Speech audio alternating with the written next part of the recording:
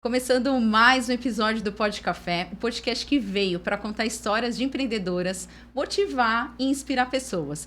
E você que já está por aqui assistindo esse episódio, eu vou pedir para você se inscrever no nosso canal e também seguir o Pod Café com você lá no Instagram. Você vai ficar por dentro de todas as novidades e de tudo que acontece nos bastidores das gravações. E a minha convidada, ela já chegou por aqui. Ela é a Vanessa Augusto, ela é terapeuta com vasto conhecimento. E a gente vai falar sobre o medo do sucesso. Um assunto super interessante que eu tenho certeza que vocês vão adorar. Mas antes, eu preciso apresentar para vocês os nossos patrocinadores oficiais aqui do Pod Café. Paladares da Natureza, são geleias veganas, tem 0 açúcar, 0 conservante, tem pedaços de fruta. Gente, essa geleia entrega muito sabor. Já vou deixar o Instagram dela aqui embaixo aparecendo para vocês seguirem. Vise Biscoitos, são biscoitos amanteigados. Ela aceita encomendas para festas, eventos, ela faz biscoitos personalizados. Eu tenho certeza que vocês vão adorar. Já segue ela aqui também. E também tem um trabalho lindo aqui, a Saboaria Conexão. Ela é a Valéria, uma terapeuta holística energética. Ela faz sabonetes personalizados para festas, eventos e também individuais, para tudo que você precisa, para cura do corpo e cura da alma. Ela mandou esse sabonete aqui para mim, gente, é de canela. Olha que lindo, canela é prosperidade. Então eu super já quero, já segue ela para encomendar o seu também. E agora, chegou a hora da gente conversar com a nossa entrevistada, que é a Vanessa Augusto. Primeiro, eu quero agradecer, Vanessa, a sua presença aqui no Pod Café e pode começar a falar um pouquinho sobre a sua história. Eu que agradeço, Mel. Agradeço, né, essa oportunidade de estar aqui no Pod Café, de conversar com o pessoal da sua audiência e contar um pouquinho da minha história, né? Onde empreendedorismo e autoconhecimento acabaram se encontrando aí no meio do caminho. Que bom.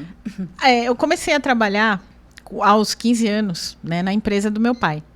E dos 15 aos 27 anos eu fiquei lá trabalhando com ele, né, ajudando na parte administrativa da empresa. Ele tinha uma empresa de embalagens, essas embalagens aí para produtos alimentícios, embalagem para laboratório. E aí eu comecei trabalhando lá com ele. Já era um empreendedorismo familiar. E estava nos bastidores, assim, né, do empreendedorismo, porque ele que era a pessoa da venda ali, ele que era a pessoa que engajava todo mundo. Você ficava na produção. Numa época que não tinha nem internet, a gente usava a máquina de escrever e o telefone para poder alavancar as vendas ali Bastante tempo, da né? empresa. Dos 15 aos 27 anos? Bastante tempo. E nesse período, antes, né, de começar a minha vida profissional lá, eu já estudava sobre autoconhecimento. Então, eu já estudava alguns assuntos como astrologia, numerologia, estudava reiki também, gostava, né, de saber mais dessa parte de autoconhecimento e de desenvolvimento humano.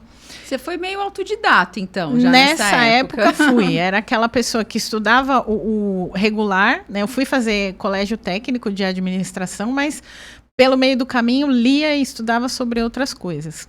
E o pessoal costumava dizer, né? Você tem que continuar os negócios do seu pai, você que tem que ajudá-lo nesse processo, porque eu também tenho um irmão mais velho, mas o meu irmão já estava fazendo seus movimentos em outro caminho. E você foi pegando um pouco dessa carga, né? Fui pegando um pouco de experiência com vendas também, porque nesse processo a gente vai aprendendo bastante, né? A questão do networking também aprendi muito com meu pai, de você conhecer as pessoas, de você se interessar pelo que as pessoas fazem, né? No caso, se ele conhecesse você e você falasse assim, seu João, tem um podcast? Ele, Mel, peraí que eu vou te passar o contato de fulano, ciclano, beltrano. Ele era super empreendedor. Ele era essa pessoa, né? Qualquer coisa que você precisasse, ele ia lá saber onde que você tinha que achar. Foi uma escola, né? Muito grande, uma grande escola. E aí eu, na hora de decidir a faculdade que eu ia fazer, o povo torcendo para eu fazer administração, e eu falei, vou fazer letras, porque eu gostava muito de escrever, né? E aí fui fazer a faculdade de letras, na época eram 4 anos. Quantos anos? Entrei na faculdade com 18. 18. Aí, e na minha cabeça, a visão era assim, como eu gostava da parte do desenvolvimento humano, tinha a opção de psicologia. Mas a minha ideia era, como é que eu vou fazer uma faculdade onde eu vou sair com 22 anos e qual maturidade eu vou ter para atender uma pessoa que tem problemas familiares, problemas com vícios, com drogas, com depressão. Qual é a bagagem de vida que eu ia ter para oferecer para essa pessoa? Lá atrás eu pensava... Você fez a graduação, mas você não segura do que você queria seguir não nessa tinha área. segurança nenhuma. Tanto que eu fiz letras e não fui dar aula, não me tornei professora, que é natural, né? Você faz letras, geralmente você vira professora de português ou de inglês ou do idioma que você faz ali junto. E eu não fiz, não segui esse caminho, né? Você foi ficando ali, você fez com 18 anos, ainda você ficou até os 27 na empresa. Até os 27, que foi quando ele faleceu, né, ali nesse período. Aí, depois que ele faleceu, um pouquinho antes, eu fui fazer a pós em administração, né? Então, a pós em administração ajudou a ter um pouco mais de visão, né, teórica do que é você administrar uma empresa, do que é você ter os colaboradores e algo nesse sentido. Parte mais técnica também. Parte mais técnica, né? Aprender um pouco sobre marketing também. Então, toda essa visão ali, na pós, eu acabei tendo. Meu pai faleceu. Nossa. Quando eu estava com 27 anos e eu estava já num relacionamento longo, né, prestes a me casar, mas ele faleceu antes. Faleceu numa viagem de férias, repentinamente. Sério? Poxa vida. Então, assim, pegou todo mundo de surpresa, porque ele com 60 anos, super jovem, né, foi viajar com a minha mãe. E vocês não esperavam, tava ali tocando a empresa. Não esperava, mas parece que Deus já tinha avisado para ele que ele ia. Porque um ano antes, minha mãe estava junto. E um ano antes ele passou a empresa para mim e para o meu irmão. Passou o registro, o contrato social e tudo, né, para o nosso nome. E aí ele foi viajar com a minha mãe, ele tinha problema de diabetes, não tratava, né, ficava sempre ali, nem tomava medicamento, nem fazia nada. E aí ele faleceu nessa viagem de férias e... Que loucura, ele estava em qual cidade? Ele estava em Maceió, que é a terra dele, onde ele nasceu, né. E o mais interessante é que, assim, ele falava que ele queria ser enterrado lá. Que não queria ficar aqui em São Paulo, porque ele dizia que aqui em São Paulo era frio. Nossa, ele falou isso antes Falava isso. Era um bordão que ele tinha lá. E minha mãe até brigava com ele quando ele falava isso, né? Porque onde já se viu falar uma coisa dessa e tal. Então, mas ele tinha essa ideia. E aí ele faleceu. Então, você imagina, ele saiu para viajar e quando eu fui lá encontrar com ele, ele tinha falecido, voltei sem ele. E aí já eu e meu irmão tendo que administrar o negócio, né, da família, a gente continuou. Mas eu consegui ficar no negócio só mais uns 5 anos, mais ou menos. E nesse meio tempo, bastante, né? Eu saí, antes de eu sair da sociedade, eu me casei. Então, quer dizer, você sai de uma sociedade para entrar em outra. Teve esse processo também, né? Uhum. E, na verdade, no fundo de toda essa movimentação, tinha uma série de questionamentos ali que eu não entendia muito bem, porque eu só fui entender depois que eu mergulhei no meu processo de autoconhecimento. Então, demorei bastante tempo para enxergar que eu estava, na verdade, querendo tapar um buraco quando eu me casei. Porque o nosso relacionamento já estava bem desgastado. E eu entrei no casamento já meio que... E aí você saiu da empresa. Saí da empresa. Você saiu da empresa, se casou. Uhum. E você fez o quê? Você empreendeu? Para qual ramo você foi? Então, aí quando eu me casei, aí o acordo em casa era que ele trabalhava e eu ficava estudando para concurso, né? Eu resolvi estudar para concurso. Nesse meio tempo também eu estava fazendo a loucura de ser autodidata, né, da pessoa. Eu também fiz um curso de estética e massoterapia, né? Tava até comentando com a Audrey que eu fiz esse curso. Até esse curso você fez? E assim, foi dando bagagem, né? Conhecimento não faz mal nenhum, você sempre vai adquirindo cada vez mais conhecimento. Foi importante porque eu tinha na minha mente já a ideia de que eu queria cuidar de pessoas. Eu só não sabia como essa ainda. Ideia o universo já foi trazendo. Já estava, né, meio que ali conectada. E aí, durante o período do casamento, eu fiquei estudando para concurso, né? E quando eu comecei a estudar para concurso, eu encontrei o direito. E aí eu falei, nossa, eu acho que pode, né, dar certo e tal. Isso, algumas pessoas antes, depois que eu terminei a faculdade de letras, já tinham falado para mim, olha, faz faculdade de direito, tem tudo a ver com você vai gostar e tal. Eu falava, não, imagina, já terminei uma faculdade, vou fazer outra, né? Não é essa a intenção. Eu tinha feito cursos. E ali ele ainda ficou meio que balançando um pouco. Eu ainda precisei amadurecer a ideia. ainda, porque eu ainda fiquei relutando. Eu falei, nossa, né? A idade vai passando e tal, o tempo vai passando também. E como é que você começa a faculdade pensando, né, na carreira profissional e na idade e a maternidade também, que o relógio biológico da mulher vai passando. Rápido. É rápido, né? A maternidade acabou ficando no meio do caminho, porque a gente nessa coisa de estudar, de se dedicar, eu acabei adiando o plano e eu adiei demais, né? Mas nesse movimento, foram 2 movimentos quase que simultâneos. Teve o casamento, eu entrei na faculdade depois. No primeiro ano da faculdade, aí o marido mudou de comportamento, né? Sério? Ele que me incentivava pra caramba, ele falou, nossa, você vai virar outra pessoa, porque você vai conhecer outras pessoas. Você acha que foi ele ficou muito inseguro. Moral? Nessa época ainda não.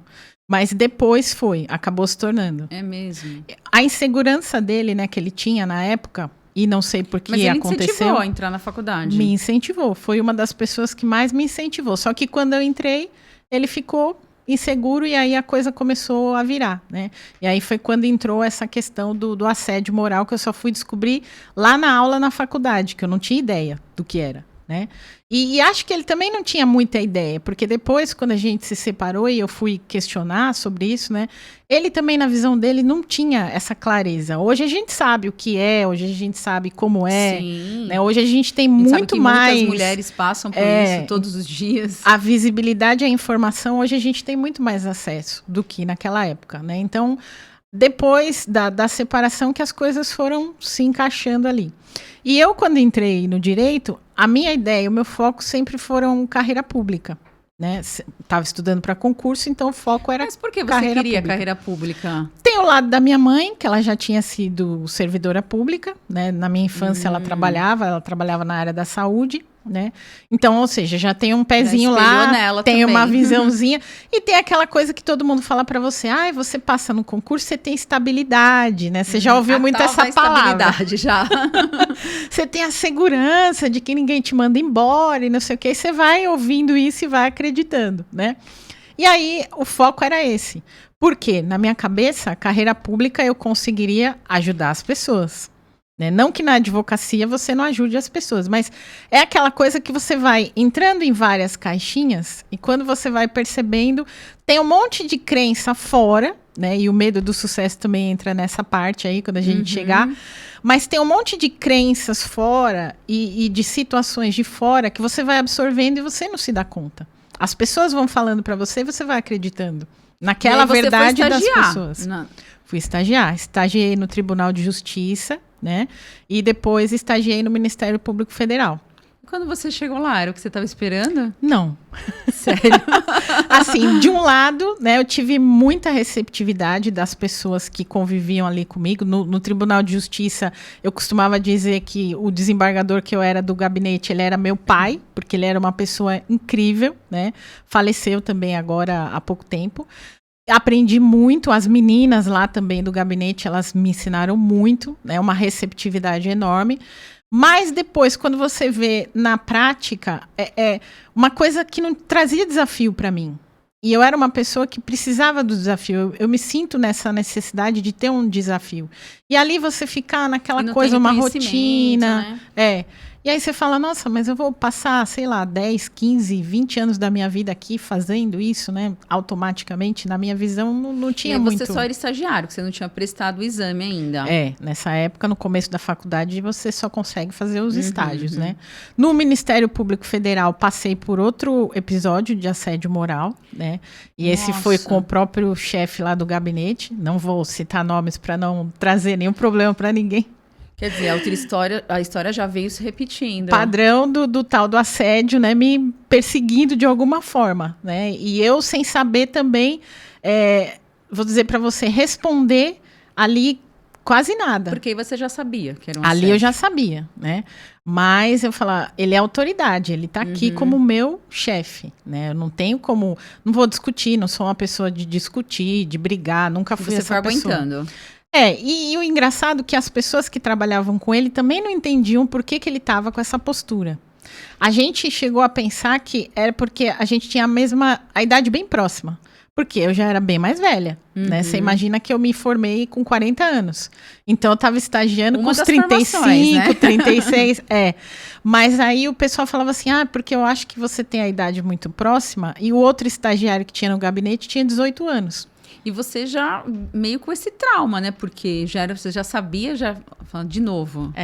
De novo isso acontecendo, né? E aí vamos lá, vamos enfrentar. Nesse período desse estágio também foi onde aconteceu o problema de saúde, né? O da trombose e da embolia pulmonar, quando eu estava estudando para o exame da ordem, que eu cheguei a passar os 3 dias na UTI, né? Por conta desse problema. UTI. Fiquei na UTI, cartão vermelho. Mas você acha que foi alguma ansiedade devido à prova? Sim, porque... E fora também o estilo de vida, né? Que era totalmente desregulado e descompensado. O meu almoço era um pão integral, um lanche de pão integral com peito de peru e aquele suquinho de caixinha. Era a vida de estagiário, trabalhar. E estudando. Aguentando aquela pressão. Não fazendo atividade física. Meu corpo estava assim, né? No auge do desequilíbrio. E ali, quando estava para prestar o exame da ordem, era a primeira vez que eu ia prestar a prova, né? E toda aquela coisa em cima da prova que você sabe, que todo mundo fala. É uma prova difícil, que tem gente que fica anos para passar. E você, de novo, vai absorvendo tudo isso, né? E ali, naquele período, eu tirei férias. Fiquei 30 dias em casa só estudando. Peraí, você se recuperou, saiu da UTI? Não, isso antes. Antes? Da prova. A prova foi a UTI foi na véspera do exame da ordem. Eu tinha pago a inscrição. Você não fez? Não fiz. Tanto que a médica, quando veio me conectar ali para saber dos exames e tal, do que tinha dado o resultado... Eu falei para ela, né, porque ela perguntou, o que você faz? Eu falei, eu estudo, né, tô fazendo direito e tal, ia prestar o exame da ordem amanhã, inclusive, ela ficou... E aí você se viu naquela situação, que você se esforçou tanto para chegar nesse dia, e você estava numa UTI. Fiquei lá, né, fiquei. E foi assim, ao mesmo tempo que foi enigmático, foi muito importante, porque me fez ter essa conexão de volta com o meu corpo, né, do que eu estava fazendo. E também me levou a conversar com Deus para falar, Deus, você quer mesmo que eu seja advogada? Você quer que... Isso foi parte... Foi um momento seu, da sua conexão ali, né? Do caminho. Eu ali na UTI consciente, né? Todo mundo está inconsciente e você está totalmente consciente. Você só não pode levantar da cama. Então, eu só tinha Deus para conversar comigo ali, né? E aí eu perguntei, eu falei, se você quer, eu vou sair daqui, eu vou estudar e vou fazer a minha parte. Né, mas você também vai abrir os meus caminhos para que dê certo. Não é só 50% de cada um. E aí foi. Aí eu saí. Só que aí teve a coisa da autossabotagem, né? Porque no ano seguinte, a prova da ordem ela acontece 3 vezes por ano. No começo do ano, no meio e no fim. Nesse episódio da primeira prova, eu tinha prestado ela no meio do ano. Não passei, teve o problema todo. Aí eu fui prestar ela novamente no meio do ano do próximo ano, do ano seguinte. Julho de novo. A minha cabeça começou a rodar na época da prova como se eu estivesse revivendo tudo aquilo de novo. Já veio a ansiedade. A ansiedade batendo, era julho, era a data, e vai acontecer, e eu vou adoecer, e eu vou pro hospital. E aí você trabalhava no mesmo local ainda? Trabalhava não, já tinha saído, o estágio do MPF tinha encerrado, e eu estava num escritório de advocacia já estagiando também. Já era estagiária no escritório. E aí foi esse movimento da cabeça te auto-sabotando, né? É uma das partes aí do que a gente fala do medo do sucesso, da auto-sabotagem. Porque não tinha nada acontecendo, estava bem, tinha feito os exames, tinha feito o tratamento. Estava tranquila para trabalhar, para fazer a prova. Tudo certo. Cheguei na hora da prova, não passei. Por conta da cabeça, porque eu tinha estudado. Não tinha deixado passar. E aí, como é que ficou isso? Porque o primeiro episódio você estava na UTI. O segundo episódio você não passou. Aí a gente dá uma bugada. Mas aí eu falei, vamos lá, né? Vamos seguir. Aí no final do ano, na terceira parte, né? Do ano que tinha ali a prova de novo, eu marquei. Aí consegui. Aí já passei logo de primeira. Não fiquei tentando, né? Passei ali na discursiva, lá nos testes, lá e também na de redação, que é onde você escolhe a matéria que você quer fazer lá e ela é mais elaborada. E já se tornou advogada. Já me tornei advogada. Oficialmente. E já estava trabalhando no escritório, continuei, né? No estágio, virei advogada do próprio escritório. né? Ah, que bacana. E aí, dentro desse movimento, o que aconteceu? De novo, no escritório, outro assédio moral. Você tá brincando, Vanessa. Sério. Teve um dia lá que o advogado... A repetição veio vindo, né? Dono do escritório, ele tinha viajado, e aí um outro advogado que queria entrar em sociedade com ele, me levou lá para conversar comigo numa sala e... sabe-se lá por quê, começou a querer saber qual era o meu objetivo no escritório. O que eu estava fazendo lá, por que eu estava lá, se eu tinha alguma pretensão de ser sócia do escritório, enfim, não sei o quê.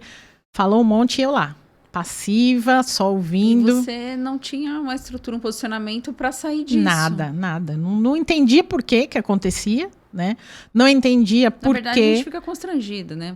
Esse movimento, né, de alguém estar questionando a minha capacidade, questionando a minha habilidade jurídica, meu conhecimento, enfim. Quer dizer, você estudou, você sonhou, você foi parar numa UTI para chegar até onde chegou, e quando chegou lá...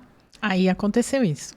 Aí, e para piorar, minha avó estava muito doente, né, minha avó paterna nessa época, e a gente... fazia aquele rodízio de dormir com ela no hospital e tudo mais.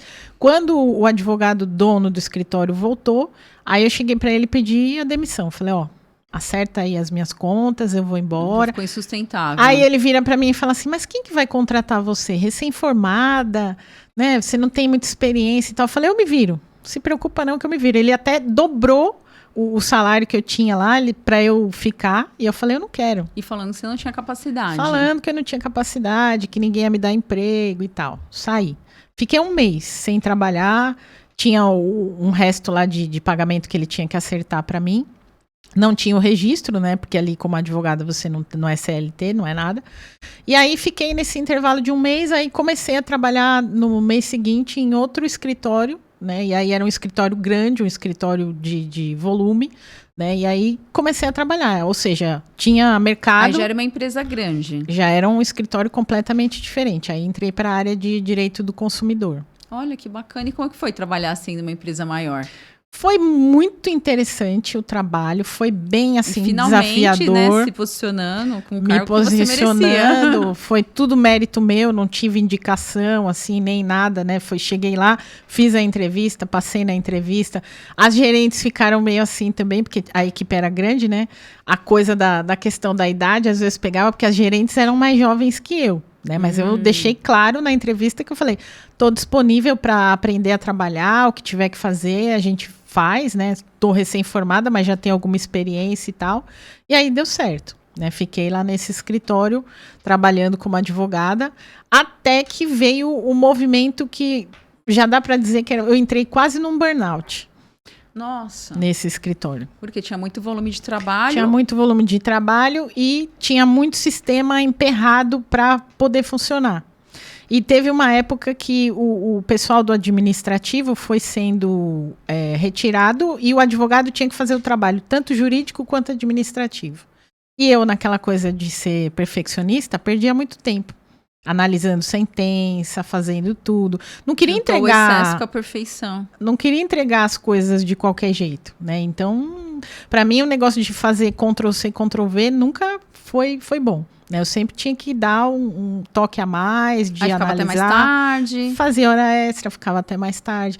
Pensa que o escritório... Eu moro no Tatuapé, o escritório é no Itaim Bibi. Nossa, as distâncias em São Paulo. A qualidade de vida já cai só pelo trânsito, né? Que você pega.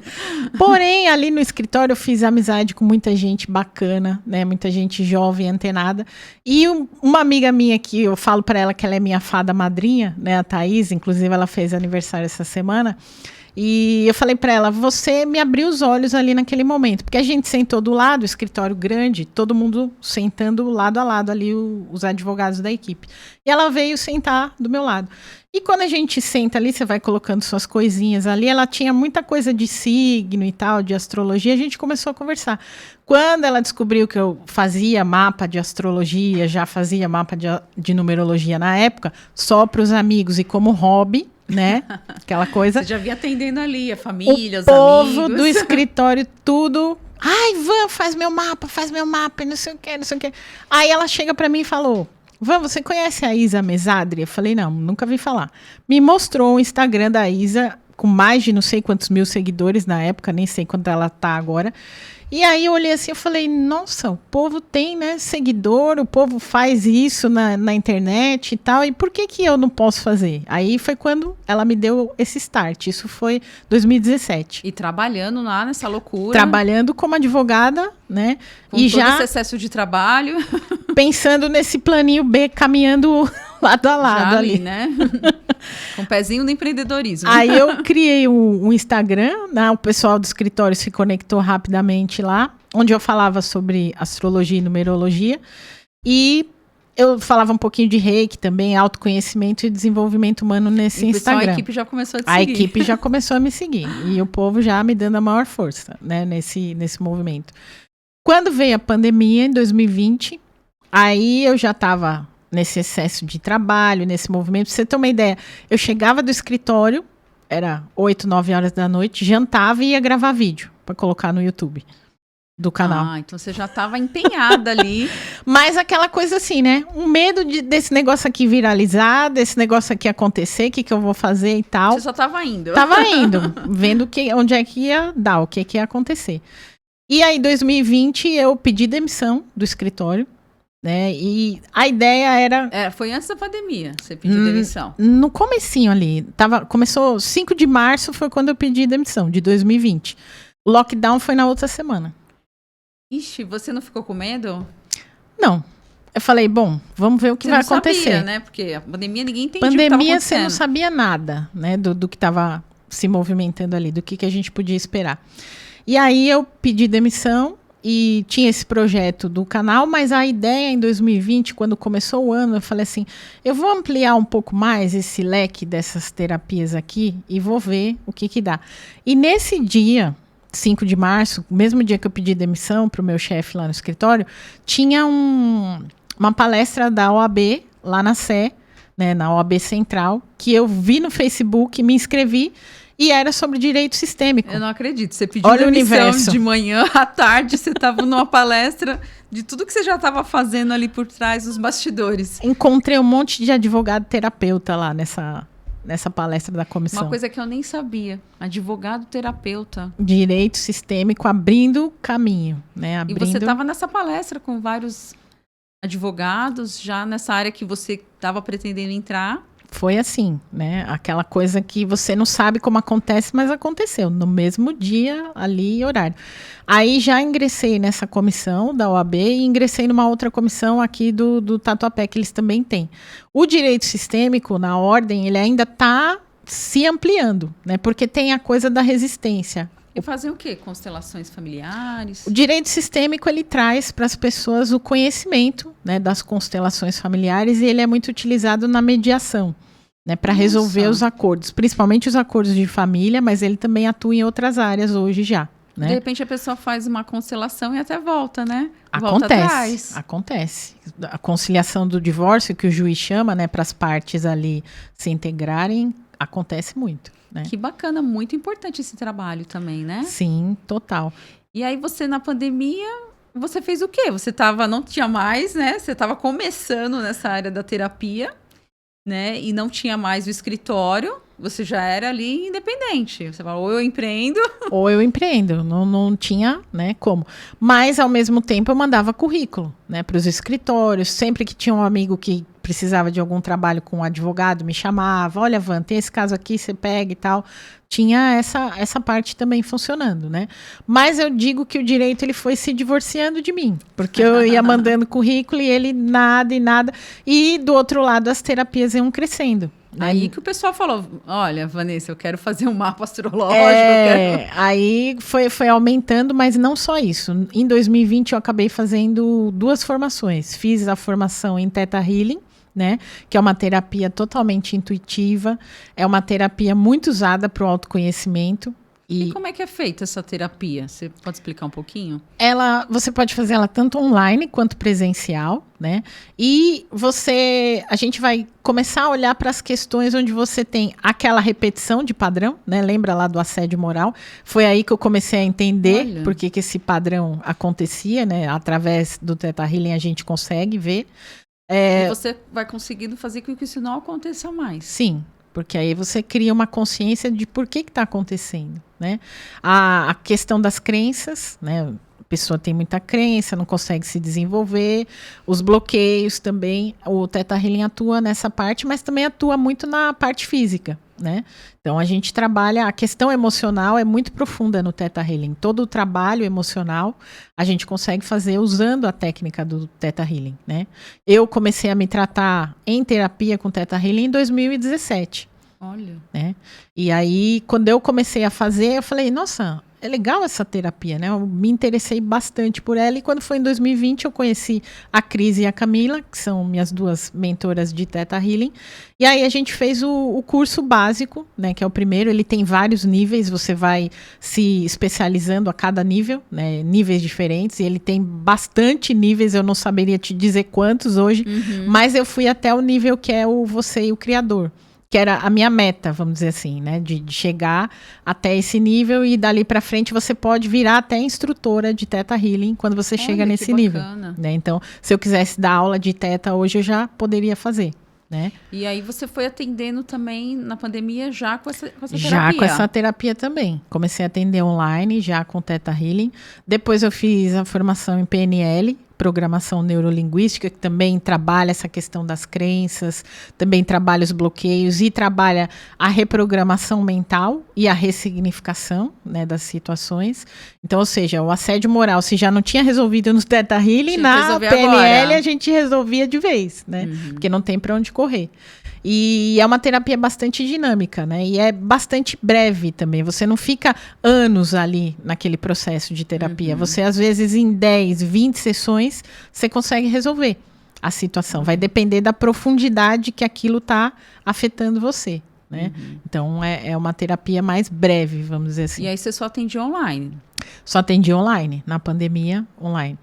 Teve em 2021 um episódio onde a gente estava naquela coisa do abre e fecha Sim, né? Abre, agora vai abrir, vai voltar, não sei o quê. Eu tinha marcado uma viagem no meu aniversário para Bahia, né? E aí a Gol me manda mensagem falando que não, que o voo tinha sido cancelado, que eu tinha que adiar. Muito na época. Aí eu falei, agora não tem sentido adiar para abril, né? Eu faço aniversário em março, eu falei, então vou viajar lá para agosto, né? Deixa para lá. E nessa semana do meu aniversário, me deu uma tendinite no braço direito gigantesca, que eu não conseguia erguer minha mão. E não sabia o que era. E aquilo foi me dando uma raiva muito grande, né? Porque eu não conseguia fazer nada. Trabalhava no computador, você não liga o computador, como é que você faz? E era muito tempo ali no online também, né? Muito tempo, né? Aí, o momentinho que deu ali de brecha, eu cheguei lá no Google e pesquisei terapia pelo coração. E aí achei a terapia multidimensional. Nunca tinha ouvido falar. Terapia multidimensional. Nunca tinha feito uma sessão, nunca tinha conhecido um terapeuta que fizesse essa terapia.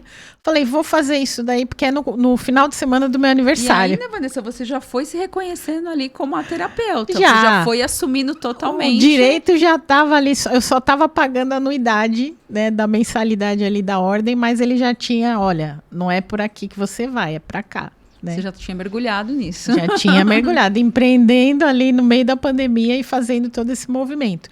E era assim, terminava a formação, eu já começava a atender. Não tinha essa de, vou ficar praticando com a Mel, vou ficar praticando com fulano, ciclano, não. Você já começava, se jogava, não já tinha me jogava. mais por quê, né? Não tinha esse tempo de experiência nem de estágio, já ia direto, né? E aí fiz a terapia multidimensional, que também abriu muitas portas nesse sentido do online, porque ela é muito efetiva, né? Ela é uma terapia para quem não gosta muito de conversar. O Theta Healing e a PNL, a gente fica numa conversa, porque eu vou investigando de onde vêm os teus problemas pelo meio da conversa, né? A terapia multidimensional, você fala para mim o que você tem, e a gente vai se conectar numa meditação. Pessoa mais calada, então. Ou a pessoa está num sofrimento muito grande, passou por um luto, né? Passou por um divórcio, uma separação, não consegue falar ainda, está muito ferida, muito machucada e precisa abalado. De alguma coisa para se reerguer. Então a terapia multidimensional, ela funciona muito bem nesses casos. E a distância também. Quando a pessoa está acamada no hospital, né? E você não tem acesso. Na época do Covid, usava muito. Tive amigos meus que foram, né, internados por conta de Covid, fazia terapia multidimensional à distância. Que interessante esse trabalho. Então, ela funciona muito nesse movimento. E além de todas essas terapias, você também trabalha com mapas, né? Sim, os mapas de autoconhecimento, né? O mapa de astrologia, o mapa de numerologia e o mapa da Revolução Solar, que é o mapa anual do seu aniversário, né? Para saber sobre o período ali do seu ano.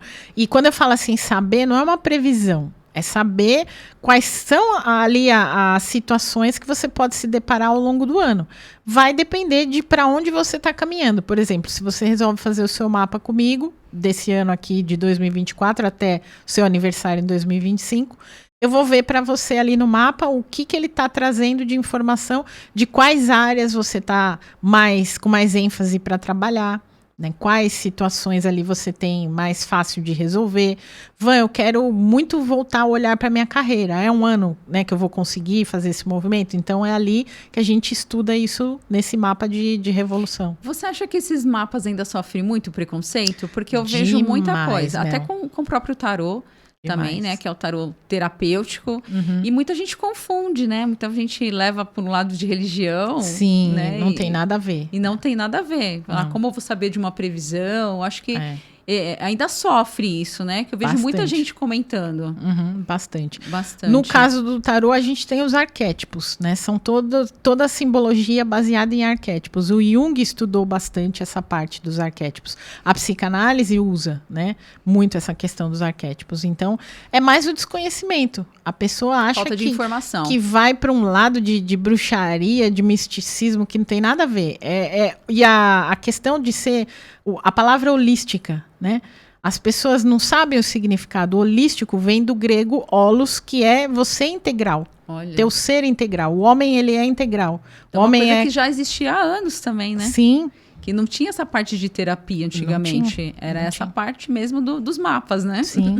E a gente pulou a questão que, dentro desse movimento da pandemia também, eu fiz a pós em psicologia transpessoal. E foi a psicologia transpessoal que trouxe essa visão do holismo, né? Porque é uma parte da psicologia que integra tudo isso. Na psicologia transpessoal, você vai estudar toda essa questão.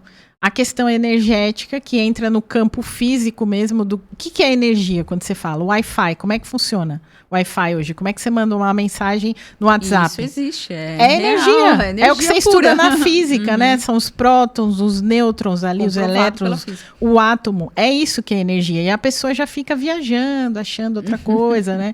Então, a psicologia transpessoal, ela estuda muito essa parte. A frequência emocional. Quando a gente fala de emoções, né? Porque hoje é o meu trabalho, a menina dos olhos é a questão emocional, você está falando de frequência. A frequência do medo, que é a nossa energia mais baixa, ela te deixa inerte.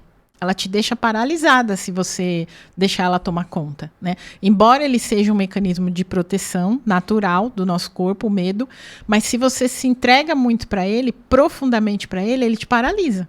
Não faz mais nada. Não faz mais nada. Porque você perde ali toda a tua força de ação. Então, a gente tem uma escala de frequências emocionais que a gente precisa ter atenção. Né? Então, quando você vai para a terapia comigo, a gente vai ver onde é que a Mel precisa focar a energia dela para que a frequência vá girando de acordo com aquilo que você precisa. Então, se você está no medo, se você está na raiva, se você está na tristeza porque você passou por um luto, um divórcio, uma perda de emprego, então a gente tem que olhar tudo isso.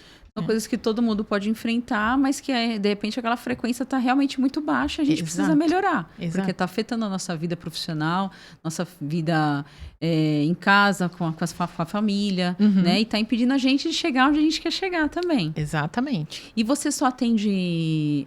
você atende, seu público é feminino, masculino? Como é que é o seu atendimento? Hoje eu atendo tanto o público feminino, que é a maioria, né? A mulher é muito mais aberta a pedir ajuda, né, do que os homens, mas eu atendo o público masculino também. Pra terapia, né? Ou ele vai empurrado, né, ou ele vai quando tá doendo mesmo. E ele, né, não se vê mais ali em outra situação. Ainda eles estão criando essa consciência, né?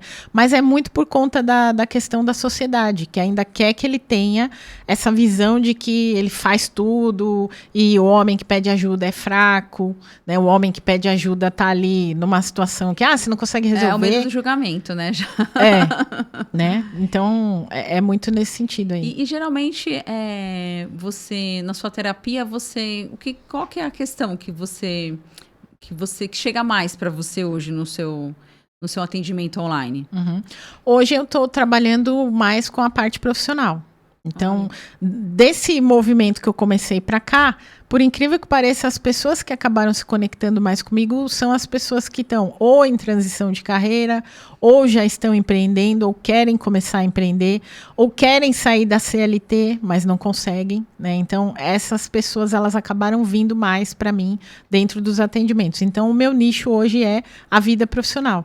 Então, o que tem a ver lá com aquele direito que ficou lá atrás, que também tudo vai fazendo sentido. Tudo vai fazendo sentido, né? E quando a gente pega, trazendo aí pro meu lado pessoal, essa questão aí do direito, na verdade, quando eu estava buscando a profissão e a visibilidade no direito, eu estava buscando um reconhecimento que eu mesma não me dava.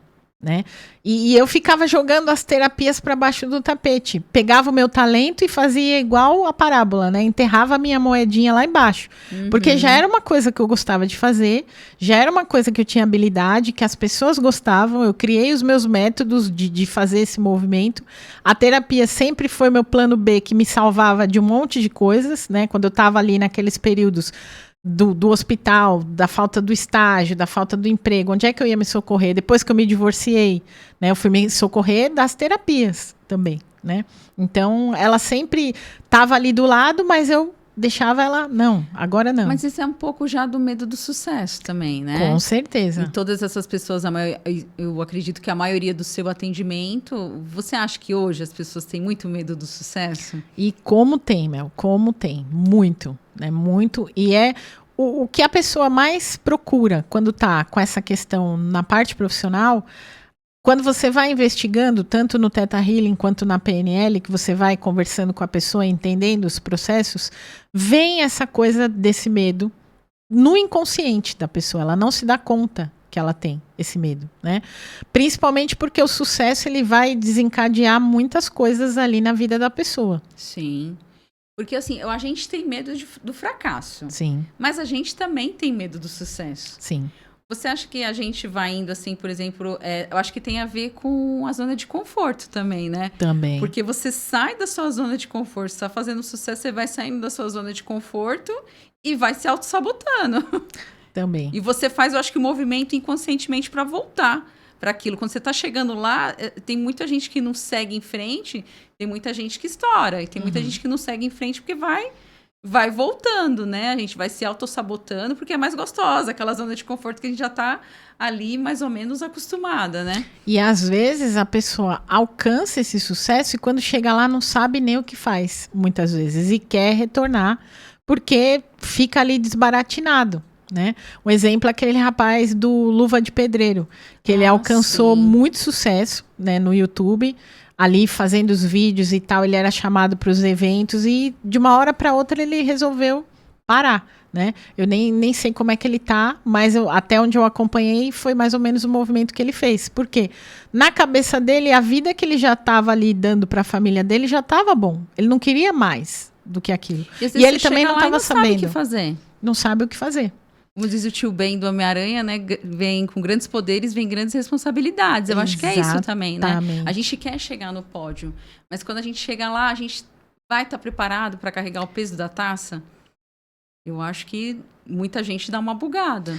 E uma coisa muito importante, Mel, é você definir o que é sucesso para você. Porque o que é sucesso para Mel pode não ser para mim. E vice-versa. A gente tem uma visão do que é esse sucesso, do que você quer fazer, que você atinge o sucesso, mas você não tem a clareza do que é essa visão, né? Às vezes o sucesso para uma pessoa é ela ter condições de ter uma casa e depois poder viajar para a praia uma vez por ano. Isso para ela já é sucesso. Então, e já tá bom, e já tá bom, tá tudo bem, é a visão que ela tem. Então ter uma definição de sucesso é muito importante. É muito importante, porque às vezes você tá atirando para tudo quanto é lado e você nem sabe qual é a sua definição. Você nem tem clareza de para onde você tá indo e de onde você quer chegar. Né? Então você ter essa definição é primordial. E a gente vê muitos famosos passando por isso, né? Esses dias tava no Instagram numa página de um cantor sertanejo famoso.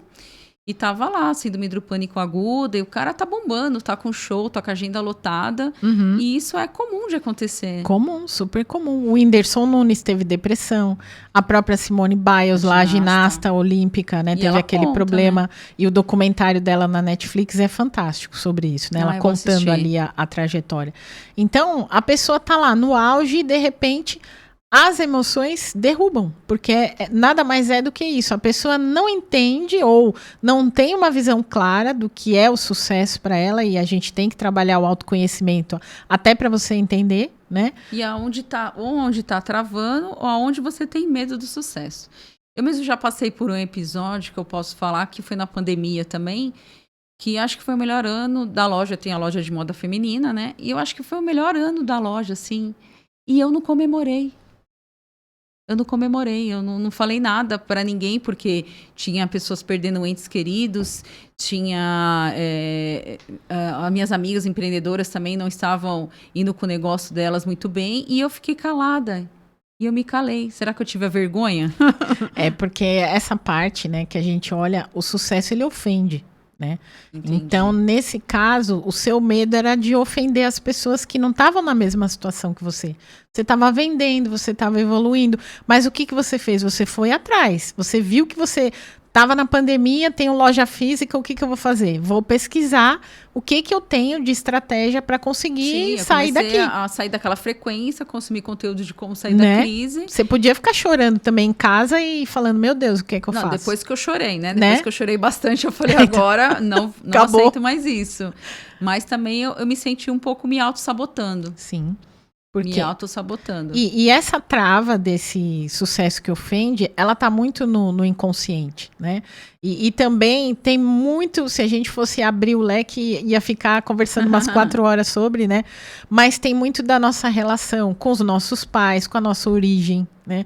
Tudo aí integra essa questão do sucesso. Uma crença também. Que você uma crença familiar, uma coisa que você acredita. A questão do merecimento. Né, eu mereço? Será que eu mereço ter essa vida mais confortável, mais tranquila? Tem uma série de outras situações por trás que a gente precisa olhar, e é no ambiente da terapia que você vai olhar. Às vezes você tá, igual a gente estava conversando na rede com as mentoras, né, de carreira. Você às vezes está numa mentoria de carreira, você está fazendo uma transição, mas você começa a bugar. E é na terapia que você resolve. Então, essa coisa da terapia também, a pessoa precisa tirar o preconceito, né? Eu só vou fazer terapia se eu tiver na última. Eu adoro terapia. Acho que a terapia, gente, é a cura da alma, porque acho que resolve muitas questões, principalmente para quem quer seguir em frente, quer ter sucesso, né? Eu acho que é maravilhoso. Você acha que tem como a gente identificar esse medo quando a gente está indo, mas está com medo do sucesso? Tem como a gente identificar isso? A primeira coisa que você tem que identificar é a autossabotagem. E um dos elementos, acho que anterior à autossabotagem, é a comparação. Porque hoje na rede social é muito fácil você pegar o teu celular e começar a comparar. Verdade. Quantos apresentadores de podcast eu tenho aqui? Verdade. Quantos terapeutas eu tenho aqui? Quantos seguidores? Não. Você entrou nesse movimento de comparação, você já começa a tua autossabotagem ali. Entendi. Porque essa coisa, a tua definição de sucesso não é a mesma dessas outras pessoas. Então você tem que olhar para isso, esse movimento. E aí entender que quando você está na tua trajetória, nossa, estou fazendo tudo certinho. Já fiz as mentorias, já fiz os cursos, já estudei, faço terapia, mas ainda estou devendo em algum lugar. Então, continua na terapia, né? Que você vai conseguir identificar onde é que é o caminho, onde é que é a chave. Você só não pode paralisar ou voltar para a zona de confronto, né? Que você fica confrontando com você mesmo. Não é conforto, a gente fala, né? Confronto. Estou me confrontando, mas é comigo, ou com a minha dificuldade ali, né? E tem algum exercício que a gente pode fazer quando a gente está com esse medo? Se for assim, numa situação prática e pontual, né? Porque às vezes o medo ele aparece como uma ansiedade, por exemplo. Igual o que eu senti lá quando eu fui fazer a prova da ordem, só porque era na mesma data, minha cabeça começou a virar achando que eu não consegui mesmo. Porque a minha cabeça, nitidamente, eu não ia conseguir. Mesmo tendo estudado, mesmo sabendo que era o ano seguinte, mesmo sabendo que eu estava bem, os exames bem, o médico bem. é você focar numa situação dessa, pontual, no teu aqui e agora, no teu momento presente. Então, pega no seu corpo, toca as suas mãos, toca os seus pés, toca no corpo, porque você tá aqui. Você não tá em outro lugar. Eu tô aqui conversando com você, eu tô aqui. Eu não tô em outro lugar. Eu não tô no meu próximo evento, não tô no meu próximo vídeo. Eu tô aqui. Então, o teu corpo é um fica aquele turbilhão de ideias, de pensar no futuro, que ainda nem aconteceu. O outro movimento que você pode fazer é respirar. Fecha os seus olhos, inspira profundamente, solta o ar e faz aquela respiração bem profunda e foca mesmo na respiração. Isso te traz daquele medo pontual, né? De uma situação que você vai ter uma conversa difícil, você vai fazer uma entrevista em algum lugar, uma prova. Então, naquela sensação de, eu vou fracassar na hora, respira e vem para o momento presente. Na vida como um todo, né? Na tua trajetória de trabalho e tudo mais. É você identificar primeiro a tua visão de sucesso, onde você quer chegar com isso que você está fazendo, qualquer que seja o seu objetivo, e você identificar por que você não está conseguindo ir. Sabe a coisa que hoje muito se fala da procrastinação? O quê? A procrastinação nada mais é do que você estar com medo de uma responsabilidade maior. Você sabe que aquilo é bom para você, você sabe que você precisa fazer. No caso da gente que empreende, a gente sabe que precisa vender de alguma forma. Fica ali naquele lugar. E às vezes fica ali rodando, né? A gente tá lá na rede, tô lá, conheço fulano, conheço... mas isso aqui, deixa eu pegar meu celular e fazer outra coisa. Por quê? Porque envolve o medo da responsabilidade. A responsabilidade é você, seja com a vida de alguém, do que você faz, do que você vai trazer, ou a responsabilidade de você saber que se você fizer mais do que você faz hoje, você vai ganhar reconhecimento, você vai ganhar dinheiro, você vai ganhar outras coisas que você hoje não tem. É o que todo mundo quer, mas são poucos os que pagam o preço de passar pelo processo. Verdade. E tem algum atendimento, Vanessa, que você pode falar pra gente que te marcou, que você fez? Teve. Dentro desse meu movimento aí nas terapias, acho que foi em 2022, veio para mim uma moça que trabalhava na XP, né, na época. E primeiro ela veio para fazer o mapa dela de revolução solar, ela já tinha uma noção de autoconhecimento e ela veio direto para fazer o mapa, né? A gente fez o mapa e ela estava num ano que ela estava focada na questão da carreira mesmo e o mapa dela, inclusive, estava apontando para isso, né? Olha. Ela tinha recém-casado, ela falou, mas agora o meu foco ainda não é a maternidade vai ser um pouquinho mais para frente, agora é a carreira.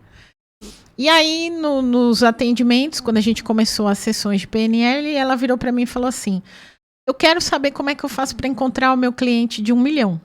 Porque na XP você tem ali a administração dos investimentos e o administrador acaba ganhando comissão em cima disso, né? Eu falei, tá bom, então vamos lá. E aí a gente começou a fazer as sessões de PNL com ela, né?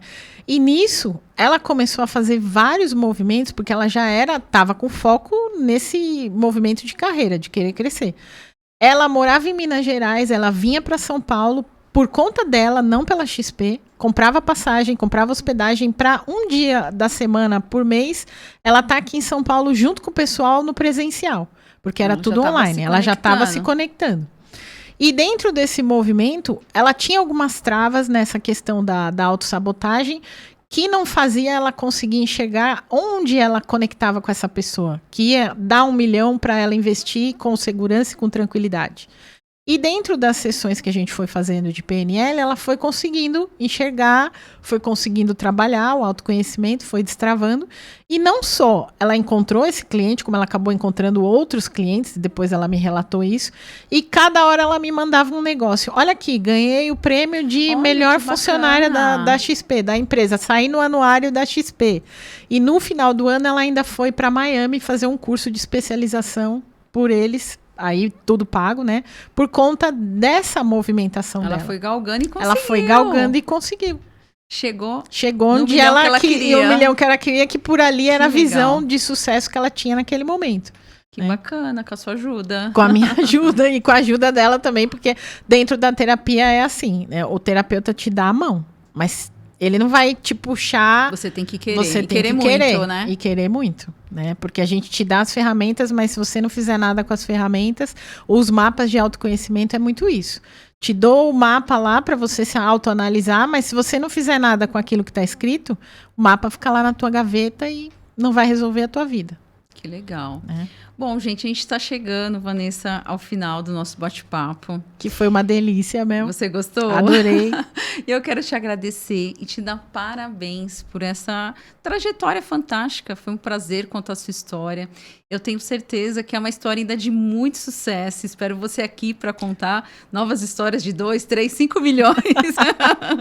Parabéns. E, é claro, quem vem aqui também ganha presente do Pod Café. Ah, imagina, olha só. Que é a nossa canequinha. Combinando Ganhou com o sabonete também da Saboaria Conexão. Essa canequinha é o kit café, tá? Que delícia, tem a geleia Mel.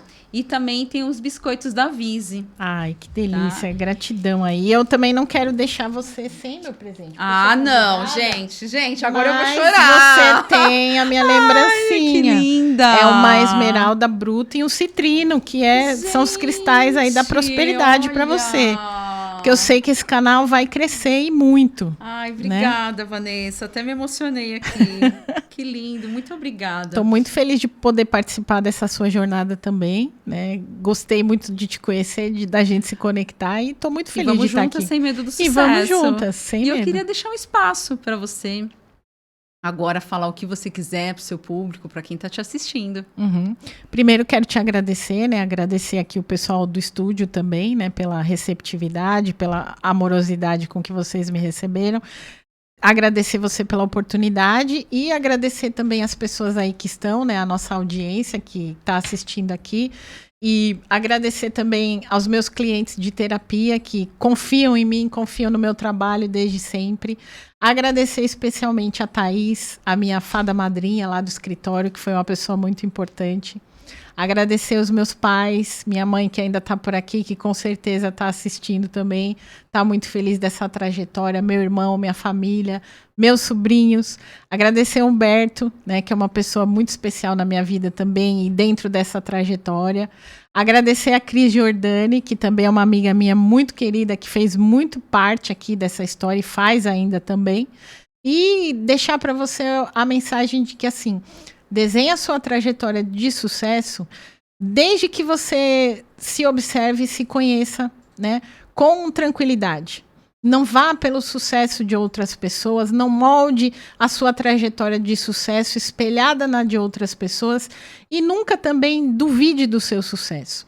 E precisando de alguma ferramenta que a gente possa te auxiliar, nós também estamos aqui para isso.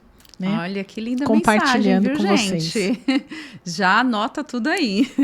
E eu queria agradecer, né? Antes da gente encerrar, eu preciso falar que eu estou muito feliz porque agora o Pod Café também tem uma nova patrocinadora oficial, que é a Letícia Ferreira. Ela é social media. Gente, vou deixar o Instagram dela aqui para vocês conhecerem. Ela vai estar fazendo algumas mudanças lá no meu Instagram também. E toda empreendedora precisa de uma social media para ajudar, porque a gente tem uma demanda de trabalho muito grande e essa profissional faz toda a diferença, com certeza. E eu também queria agradecer a Audrey. A Audrey, ela fez a minha maquiagem, a maquiagem da Vanessa. É uma profissional fantástica. Se você não tem tempo de ir até algum local, ela vai até você, vai na sua residência, no seu espaço, fazer essa maquiagem linda que não dá nem vontade de tirar, né, Vanessa? Com certeza. E é isso, gente. Eu quero agradecer quem ficou até agora, quem curtiu, quem deu um like. Tá? Eu desejo para você muitos cafés e muitas conexões. Tchau!